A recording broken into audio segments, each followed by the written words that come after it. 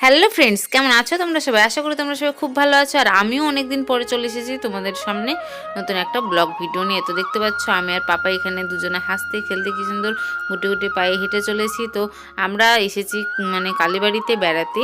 তো দেখতে পাচ্ছ এখানে কালীবাড়ির সামনে আমরা ঘুরু ঘুরু করছি, মানে সামনের দিকে যাচ্ছি। আর এখানে আশেপাশে অনেক দোকান বসেছে। তো দিনটা ছিল মঙ্গলবার, তাই এখানে মায়ের পুজো দিতে অনেকে এসেছে অনেক দূর দূর থেকে। তো এখানে দেখতে পাচ্ছ এখানে ভোলেনাথ এখানে বসে আছে। তো কি সুন্দর লাগছিল, সে কারণে এখানে জুম করে ভোলে বাবাকে দেখিয়ে দিলাম।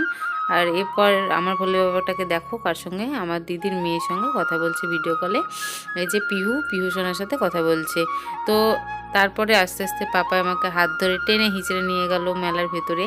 তো না, টেনে হিঁচড়ে সঠিক না। তো দেখতে পাচ্ছ আমরা আস্তে আস্তে গেলাম। আর এখানে এসে দেখলাম কাটিগঙ্গা সামনে। তো কাটিগঙ্গার ওখানে গেলাম। তো এখানেও এত ভিড় ছিল, তো সামনের দিকে যেতে পারিনি, এদিক থেকে ভিডিওটা করেছি।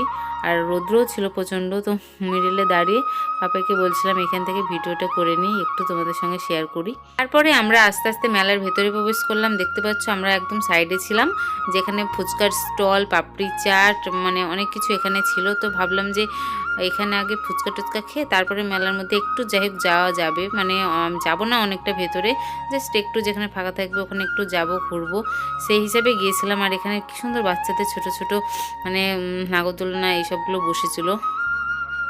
তারপরে চলে আসলাম মেয়েদের শখের দোকানে, মানে এই যে কাঁসার দোকানে চলে আসলাম। আর এত সুন্দর সুন্দর চেন, মালা, তারপর চোকার এইসবগুলো ছিল, কি বলবো গাইস। তো আমি দেখতে ব্যস্ত ছিলাম, আর এদিকে পাপাই ভিডিওটা করেছে। তো পাপাকে বলছিলাম দেখো এগুলো। তো সঠিক মানে আমার ডিজাইনগুলো পছন্দ হচ্ছিল না বলে আমি নিইনি। তো যাই হোক দেখছিলাম, দেখতে তো আর টাকা লাগে না, তো দেখতে ভালো লাগছিলো। তো তারপর দেখতে দেখতে আমরা আস্তে আস্তে মেলার ভিতরে প্রবেশ করলাম। আর তারপরে দেখলাম যে এই যে প্লেট, বাটি, ও কি সুন্দর লাগছিল, যেটাই দেখছি সেটাই মনে হচ্ছে একটা একটা করে নিয়ে নিই। তো তারপরে মেলার ভিতরে প্রবেশ করলাম, যেখানে ফাঁকা ছিল আস্তে আস্তে। দেন তারপর হঠাৎ করে পেছনে তাকিয়ে দেখলাম পাপাইকে আর পাওয়া যাচ্ছে না, পাপাই কোথায় একটা গেল। তো যাই হোক, ও বেড়াতে থাকুক, আর আমি এদিকে দেখতে থাকি যে ও কোথায় গেল। আর জিনিসপত্রগুলো একবার দেখে নিচ্ছিলাম ওর অজান্তেই।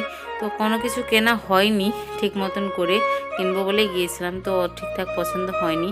তারপর আমরা একটু মেলাতে ঘুরে ঘুরে পাপাই বললো চলো একটু কিছু খাওয়া যাক। তো দেখতে পাচ্ছি আমি ভেলপুরির দোকানে বসে আছি, কিন্তু ভেলপুরি খাইনি আমরা, মোমো, তারপর পাপাইয়ের পছন্দ ছিল পাঁশকুড়ার বিখ্যাত চপ, যেটা পাপাই খাবে বলে এসেছিলো, তো সেটা খেয়েছে পাপাই। তো চপ খাওয়া হয়ে গেছে, এবার কাকু নিয়ে চলে এসেছে মোমো। তো মোমো খেতে খেতে আমরা বলছিলাম যে আর মেলার ভেতরে যাব না, কেননা অনেকটাই ঘোরা হলো, আর কি আছে বলো। তো এখানে মোমোটা খাবো, তারপর এখান থেকে বেরিয়ে যাব, বাইরে গিয়ে তোমাদের সাথে আবার কথা বলছি। তো চলো তোমরা ব্লগটা দেখতে থাকো। তো আমরা মেলার একদম বাইরে চলে এসেছি, আমাদের মেলা দেখা কমপ্লিট হয়ে গেছে। তো ব্লগটি কেমন লাগলো তোমরা অবশ্যই কমেন্ট করে জানিও। তো টাটা গাইজ।